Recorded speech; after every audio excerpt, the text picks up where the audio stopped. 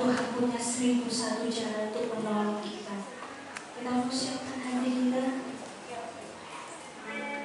Kita mau masuk dalam kebenaran firman Tuhan.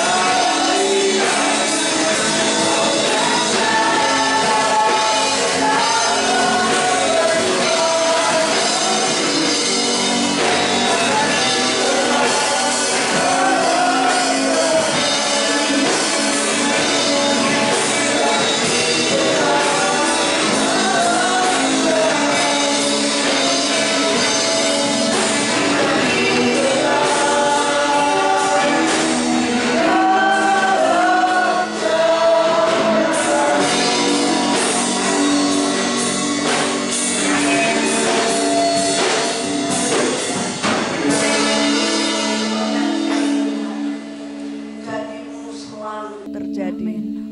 Janjimu tidak pernah gagal. Janjimu tidak pernah terlambat. Engkau Allah yang dahsyat yang kami sembah. Kami percaya pagi hari ini kami mau siapkan hati untuk kami menerima firman Tuhan. Jadikanlah kami Tuhan pelaku-pelaku firman Tuhan yang mempraktekkan firman Tuhan di dalam kehidupan kami. Biarlah setiap kami boleh menikmati kebahagiaan, menikmati berkat Tuhan, menikmati keajaiban Tuhan, menikmati kedahsyatan kuasa-Mu Tuhan, menikmati jamahan Tuhan. Berkati setiap kami Tuhan.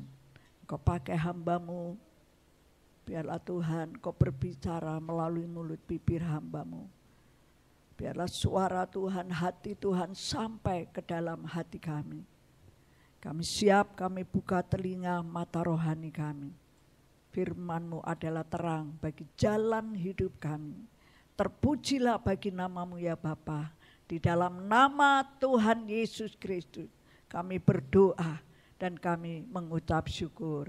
Yang siap diberkati katakan amin. Yang siap diberkati katakan amin. Wah, luar biasa. Bapak, Ibu, Saudara yang dikasihi Tuhan, kita langsung saja. Saya ingin berbicara atau Tuhan ingin berbicara kepada setiap kita untuk belajar dari firman Tuhan yang terdapat di dalam Injil Lukas pasal yang kelima. Injil Lukas pasal yang kelima.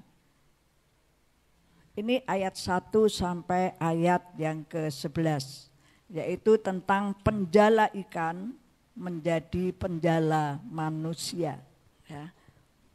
Itu judul dari perikop ini. Tapi saya ingin membaca bersama-sama di dalam ayat yang keempat, ayat yang kelima, dan ayat yang keenam. Haleluya. Puji Tuhan. Sudah ketemu semuanya? Ya, saya berharap setiap kita bisa membaca dengan jelas, ya. Yuk kita bangkit berdiri, hargai firman Tuhan. Haleluya. Setelah selesai berbicara, ia berkata kepada Simon, "Bertolaklah ke tempat yang dalam dan tebarkanlah jalamu untuk menangkap ikan." Simon menjawab, "Guru, telah sepanjang malam kami bekerja keras dan kami tidak menangkap apa-apa. Tetapi karena Engkau menyuruhnya, aku akan menebarkan jala juga." Dan setelah mereka melakukannya, mereka menangkap sejumlah besar ikan, sehingga jala mereka mulai goyah. Amin. Ya, silakan duduk Bapak Ibu. Saya rindu setiap kita, firman Tuhan yang kita baca ini akan benar-benar membawa setiap kita sebuah harapan, ya, sebuah harapan atau sebuah kepastian di dalam kehidupan ini untuk kita menikmati yang namanya bertolak ke tempat yang dalam. Ya, kita sudah membaca tadi, bertolak ke tempat yang dalam dan tebarkanlah jalamu untuk menangkap ikan. Ke tempat yang dalam ini sesuatu keadaan yang luar biasa. Karena di tempat yang dalam yang kita baca tadi, di situ ada perubahan. Ini Petrus ini, Simon Petrus dikatakan ya, di dalam Injil Markus ada, di dalam Injil Matius ada. Ini Simon Petrus ya. Dia berada di sebuah perahu dan tidak menangkap apa-apa sepanjang malam. Ia sudah bekerja keras. Dan Yesus berkata kepada Simon untuk bertolak ke dalam, ya, bertolak ke tempat yang dalam. Bapak Ibu, Saudara yang dikasihi Tuhan,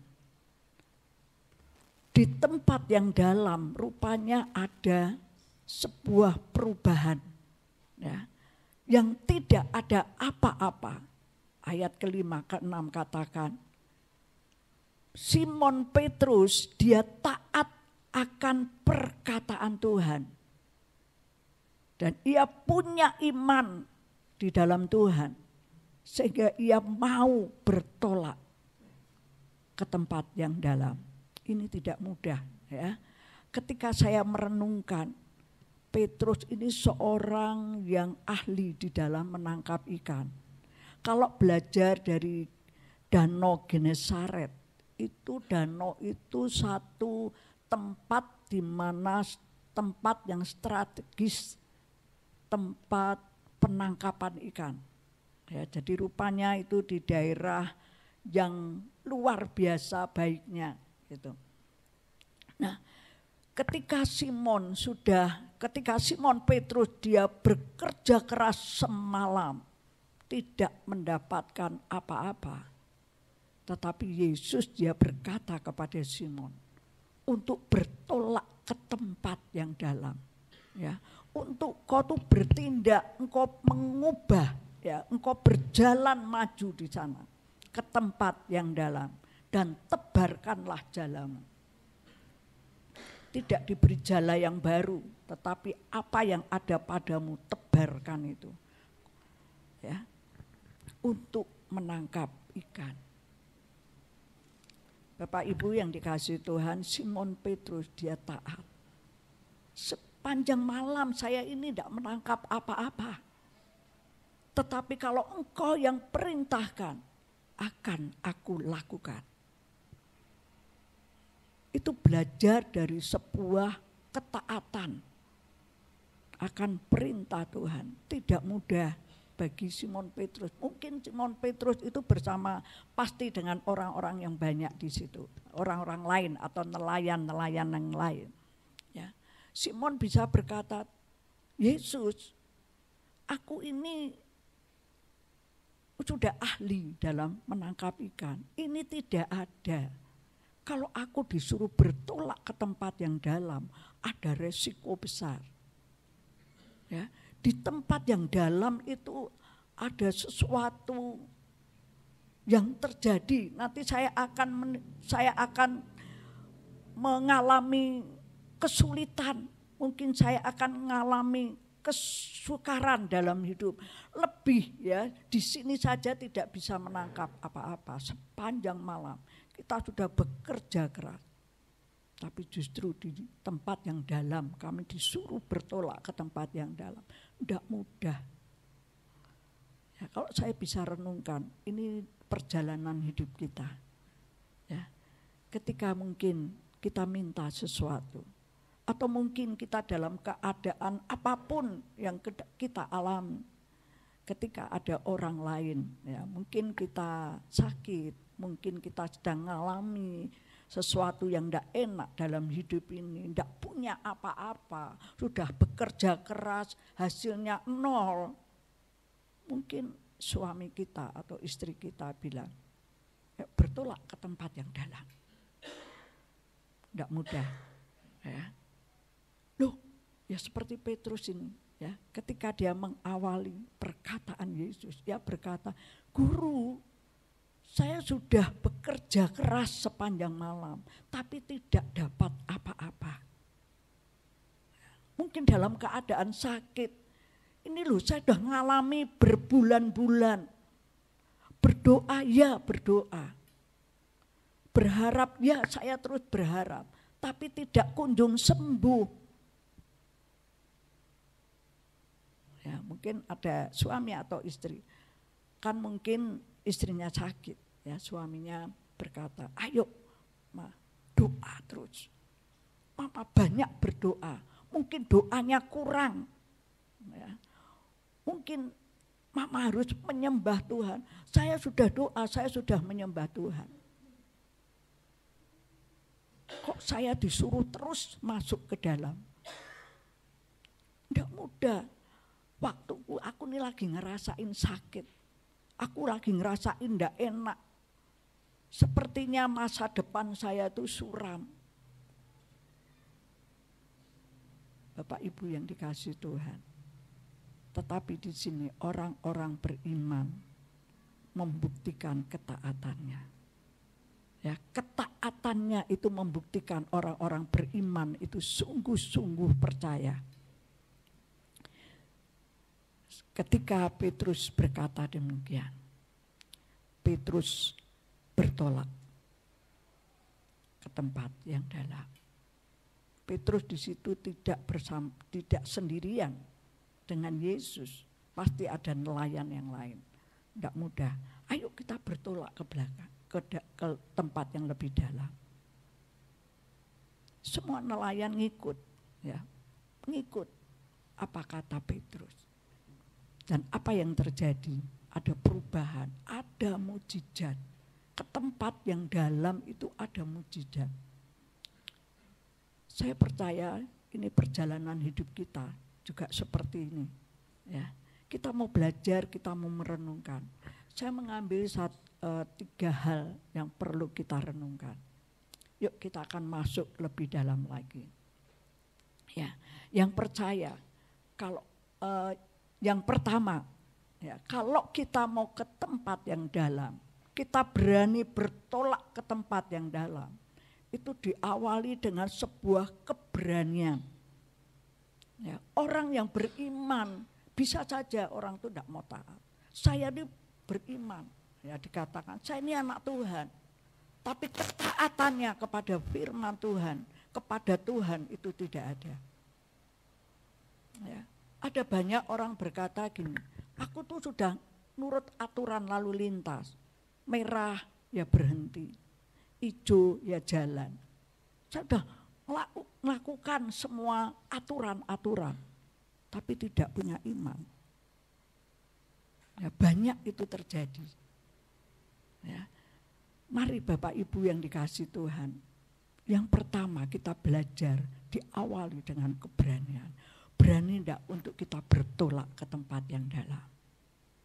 Ketika disuruh bertolak ke tempat yang dalam, belum melihat ikan, belum dapat ikan, tetapi disuruh bertolak ke tempat yang dalam.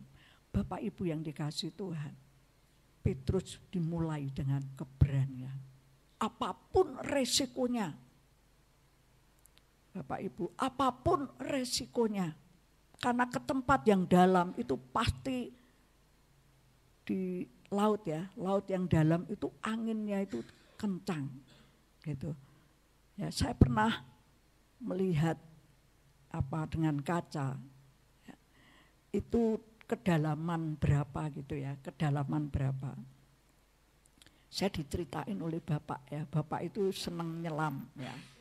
Ketika bapak itu nyelam ke kedalaman berapa meter ke bawah, itu arusnya deras. Ya, arusnya deras.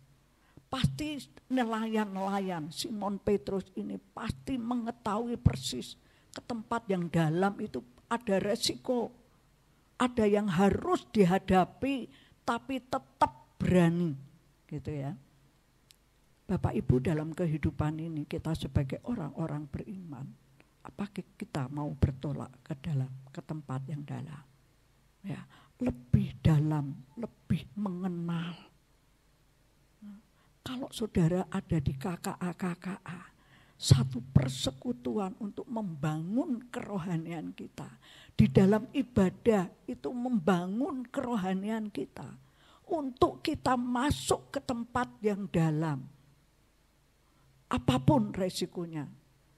Ya, saudara mau tinggalkan kenyamanan saudara di rumah, lebih baik tidur, main HP. Saudara itu dimulai dengan keberanian, apapun resikonya. Banyak orang-orang Kristen ketika ia mengalami pandemi, lalu berlanjut, sekarang sudah kemurahan Tuhan itu besar. Selama 2 tahun tidak bisa berbuat apa-apa. Ya. Tetapi ketika diberi kesempatan kembali, ya, untuk bisa bertatap muka, apakah kita mau terus semangatnya lebih? Ayo kita mau punya satu iman yang sungguh-sungguh. yang berani mengawali segala sesuatunya untuk masuk ke tempat yang dalam. Ada tujuan Tuhan bagi Simon Petrus untuk bertolak ke tempat yang dalam. Yesus tahu apa yang ada di pikiran Petrus mungkin. Karena Petrus ini seorang yang ahli menangkap ikan. Yesus tahu setiap saudara dan saya. Apapun yang ada di dalam hati saudara itu Yesus tahu. Tapi beranikah saudara bertindak untuk bertolak ke tempat yang dalam? Memberikan diri saudara untuk mengenal Yesus semakin dalam. Menyembah Yesus semakin dalam. Waktumu mungkin 15 menit untuk berdoa. Beranikah saudara mulai menyembah Tuhan? Ya, karena tidak mudah bagi orang-orang yang terlalu sibuk mencari uang mungkin, bekerja dari pagi sampai pagi, bekerja, istirahat, bekerja lagi, tapi lupa untuk berdoa dan menyembah Tuhan. Mari Bapak Ibu, ya, kalau kita mau merenungkan, Petrus ini mempunyai sebuah keberanian. Yang pertama kita belajar, diawali segala sesuatu. Kalau saudara mau beriman di dalam Tuhan sungguh-sungguh, saya percaya yang namanya kebahagiaan, yang namanya mujizat itu kita alami. Tidak cukup kita melihat, kalau saya berdoa gitu, tidak cukup saya melihat mujizat Tuhan. Tidak cukup saya mau melihat perbuatan Tuhan yang ajaib. Tapi saya rindu untuk ngalami. Ya, saya rindu untuk ngalami. Yuk dimulai dari keberanian, apapun resikonya di tempat yang dalam. Tapi Bapak Ibu, di tempat yang dalam, di situ ada mujizat. Amin. Yuk kita belajar hal yang kedua. Bertindak atau berjalan di dalam iman dan ketaatan. Saya akan baca ayat yang kelima. Ya, Simon menjawab, Guru, telah sepanjang malam kami bekerja keras dan kami tidak menangkap apa-apa. Tetapi karena Engkau yang menyuruhnya, aku akan menebarkan jala juga. Satu iman dan satu ketaatan kepada perkataan Yesus. Iman dan ketaatan tidak bisa dipisahkan atau tidak bisa dilepaskan. Hanya iman tok, tapi tidak ada ketaatan. Atau hanya taat lakukan perintahnya, tapi tidak ada iman di dalam Tuhan.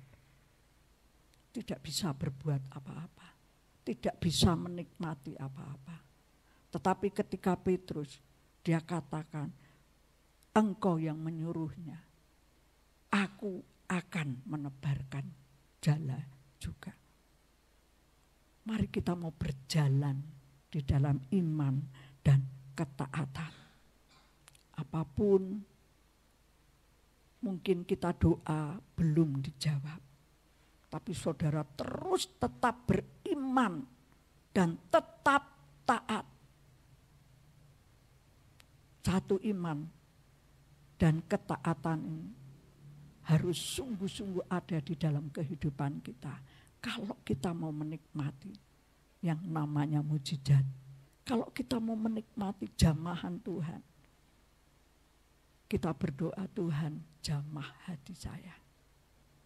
Ya, ubah hati saya. Ada orang-orang yang terus diikat oleh dosa. Bisa perjudian dosa itu. Ya, bisa dosa itu perzinahan.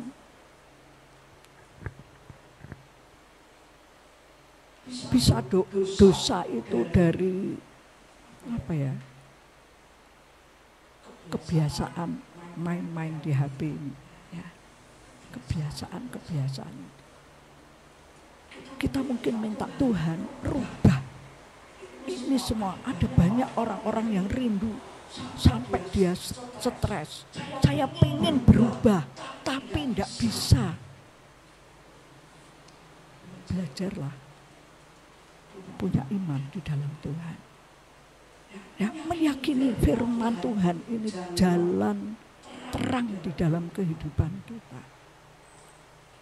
Saya punya kebiasaan yang sudah membelenggu, ini sulit untuk lepas. Tapi belajar dalam ketaatan. Kalau Simon Petrus ini punya keahlian, tetapi ia mau taat kepada perintah Yesus. Atau kata-kata Yesus, dia selami, dia imani, dia taati, lalu lakukan. Bapak Ibu yang dikasihi Tuhan, ketika kita mendengar, yuk kita mau jadi pelaku firman Tuhan.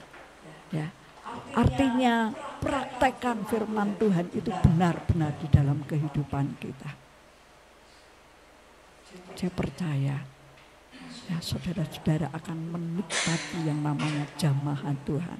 Keyakinan, tadi dikatakan, saya percaya di dalam segala cara Tuhan menolong saya. Saya akan tenang di dalam hidup ini. Itu benar. Ya, pujian itu mungkin dikarang orang-orang yang sudah menikmati cara Tuhan menolong. Mungkin Bapak Ibu Saudara banyak sekali mengalami yang namanya cara Tuhan menolong itu luar biasa.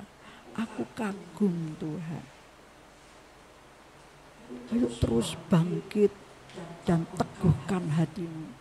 Ya, karena masalah tantangan itu banyak sekali dan tidak pernah henti-hentinya selama kita hidup. Banyak tantangan. Yuk kita mau berjalan di dalam iman dan ketaatan. Dan yang ketiga, saya akan bacakan mulai ayat yang ke-8. Ya. Mulai ayat yang ke-8 berkata demikian.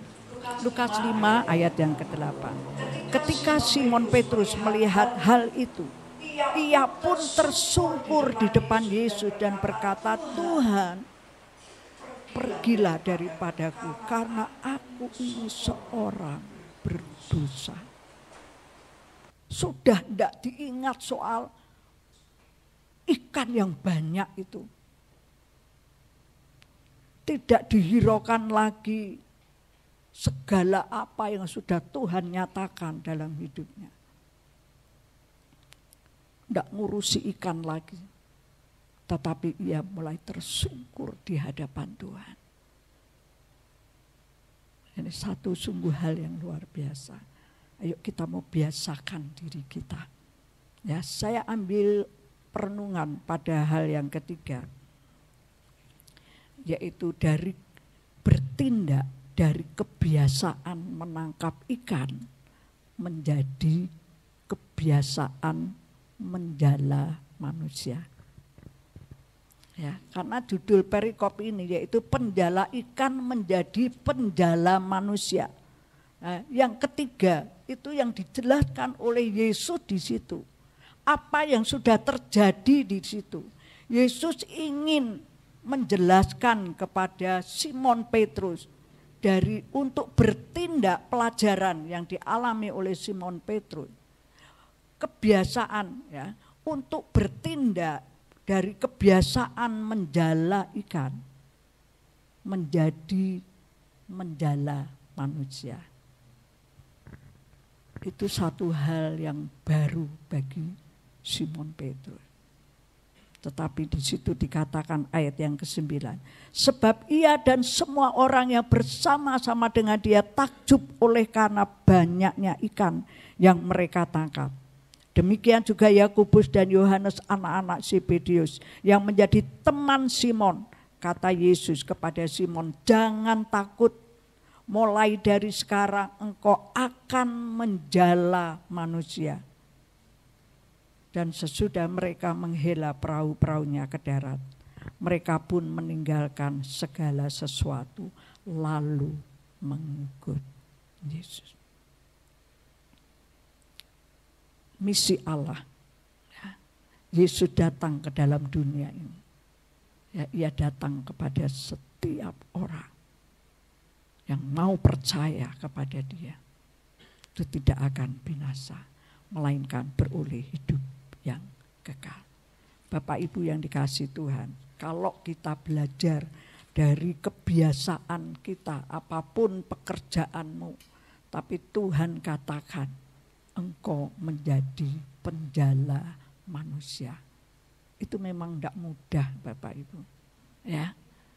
Tetapi kita mau berjalan di dalam firman Tuhan. Menjadi penjala manusia. Ini misi Allah.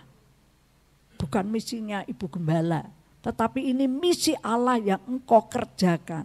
Jadi penjala manusia. Kalau menjala ikan oke-oke. Itu bagi Petrus ya. Ini sesuatu hal yang baru. Yang dikerjakan oleh Petrus. Perintah Yesus. Jangan takut.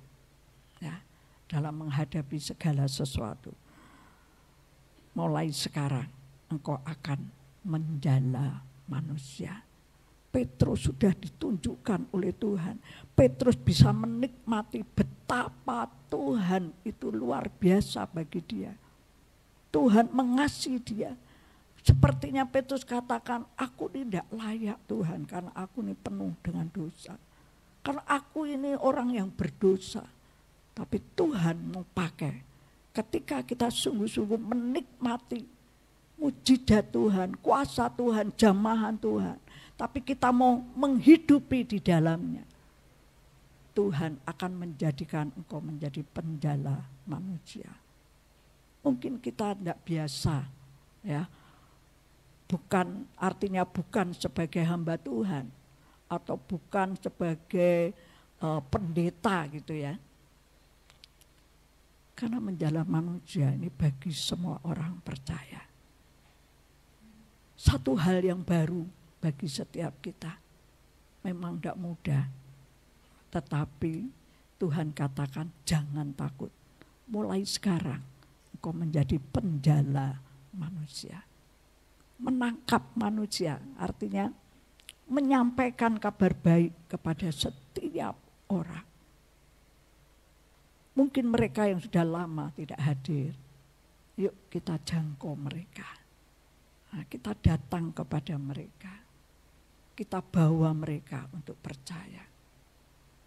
Ketika Simon ini dia menurut untuk bertolak, dia pasti bersama dengan nelayan. Ya, ayo ikut saja, ini tidak mudah. Nah, ikut, kalau saudara mungkin di pergaulan saudara, kumpul dengan orang penjudi misalnya. Ya, orang penjudi itu tahu ya, dia suka main judi, ya, main judi. Nah, apapun ya, penjudi lah. Saudara berani enggak? Saudara katakan, ayo kita datang cari Tuhan. Tinggalkan ini. Berani enggak saudara? Ya, kalau anak-anak kecil pun diajari. Berani enggak kau katakan yang benar ketika orang-orang berbuat salah? Wah, senangnya bully orang, bully temennya. Ah, kamu jelek, kamu apa, kamu bodoh. Ya. Berani enggak anak-anak untuk berkata, ya, jangan, itu perbuatan yang tidak benar. Nah, itu sepertinya hal-hal yang sepele, ya. Sepertinya itu hal-hal yang biasa. Bahaya dengan segala hal yang tidak baik tapi menjadi biasa. Ada orang yang berkata, itu biasa. Omongannya itu udah biasa. Omongannya kotor, omongannya tidak baik, omongannya selalu ngutuk-ngutuk, itu udah biasa. Berani enggak saudara untuk membawa mereka datang kepada Tuhan? Percaya, mengubah cara yang tidak benar. Kalau saudara berani berkata demikian, saudara sedang menangkap sesuatu di hati orang itu.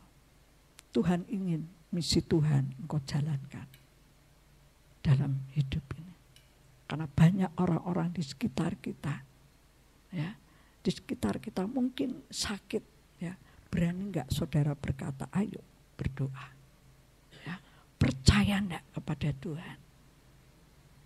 Nah, jangan keluhan tidak mendatangkan kesembuhan, tetapi hati yang gembira itu obat yang manjur, dikatakan firman Tuhan. Berani enggak engkau berkata-kata, aku bersyukur kepada Tuhan. Aku bersyukur kepada Tuhan. Ya. Itu saudara sedang menjala atau menangkap manusia. Menangkap hatinya untuk berubah. Mungkin orang-orang di sekitar kita yang ngomongnya kotor mungkin, ya. Bisa enggak kita datang ke mereka? Berani enggak kita datang ke mereka? Yuk diajak bermain, diajak ngomong-ngomong yang baik-baik, ya. Sehingga orang itu bisa mengubah. Saya boleh melihat anak-anak Tuhan di sini. Ya, di dalam segala pekerjaanmu, engkau bisa menjadi penjala manusia. Menangkap manusia untuk datang kepada Tuhan. Dan percaya kepada Tuhan. Tuhan ingin setiap kita menjadi penjala manusia. Sesuatu yang baru. Saudara akan alami, saudara akan menikmati yang namanya kedahsyatan kuasa Tuhan. Haleluya. Bapak Ibu, doakan Ibu Gembala sedang banyak pelayanan, ya, orang-orang yang bukan orang Kristen. Tetapi Ibu Gembala belajar untuk melayani. Nah, ada orang-orang Konghucu kebanyakan, Ibu layani. Kalau dia datang, dia minta saya suruh layani, saya layani. Ya, kemarin saya ada di jalan, saya coba layani, itu kenalan baik. Ya. Dia katakan, papa saya sakit. Ya, ternyata ketika saya datang, bukan hanya papanya, tapi anaknya juga. Ya, sedang cuci darah. Papahnya cuci darah, anaknya cuci darah. Ini mungkin kutuk Pak ya Tante. Saya percaya. Ya, kita mau melayani. Karena Yesus mau supaya kita di dalam dunia ini mengenal Yesus lebih dalam. Supaya kita menjadi saksi bagi orang lain. Bahwa Yesus itu benar-benar ada.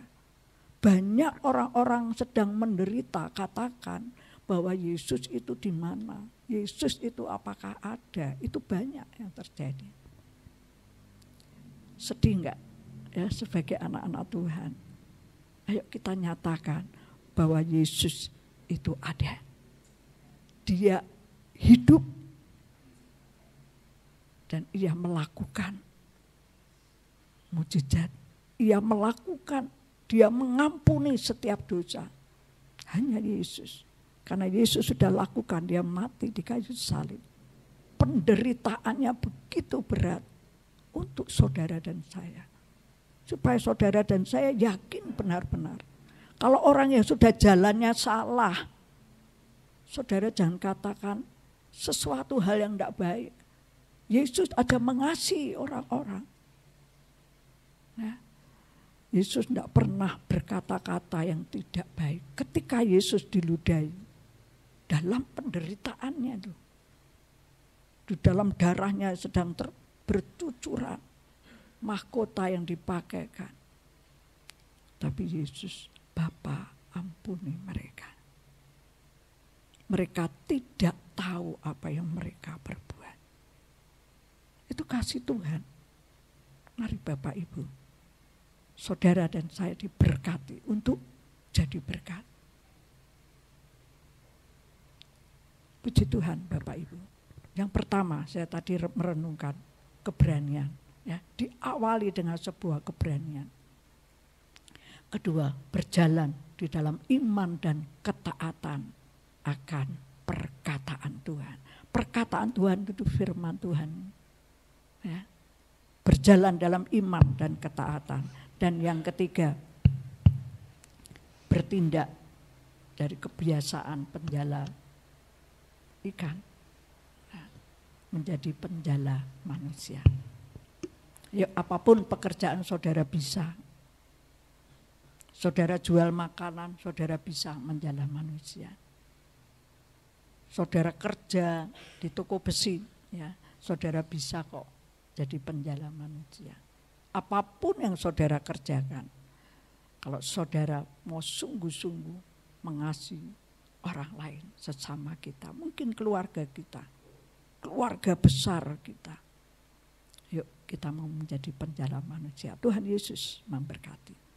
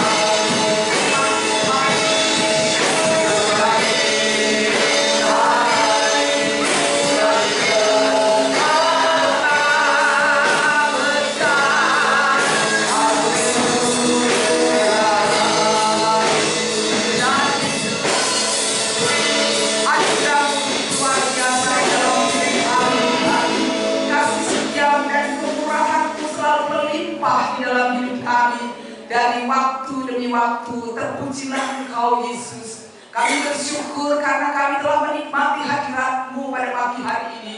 Kami telah menikmati firman-Mu. Engkau ingatkan kami untuk kami terus masuk lebih dalam dan lebih dalam di dalam Engkau. Sebab di dalam kami masuk lebih dalam di dalam Engkau, kuasa-Mu nyata di dalam hidup kami. Kemuliaan terjadi atas hidup kami dan mujizat-Mu terjadi atas hidup kami. Terima kasih Bapa. Kami serahkan kehidupan kami sepanjang minggu ini ke dalam tangan-Mu Tuhan.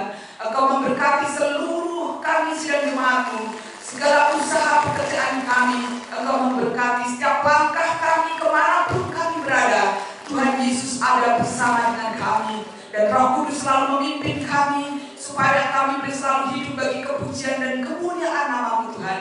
Sebentar kami akan kembali ke rumah kami Tuhan. Biarlah Engkau akan menyertai kami.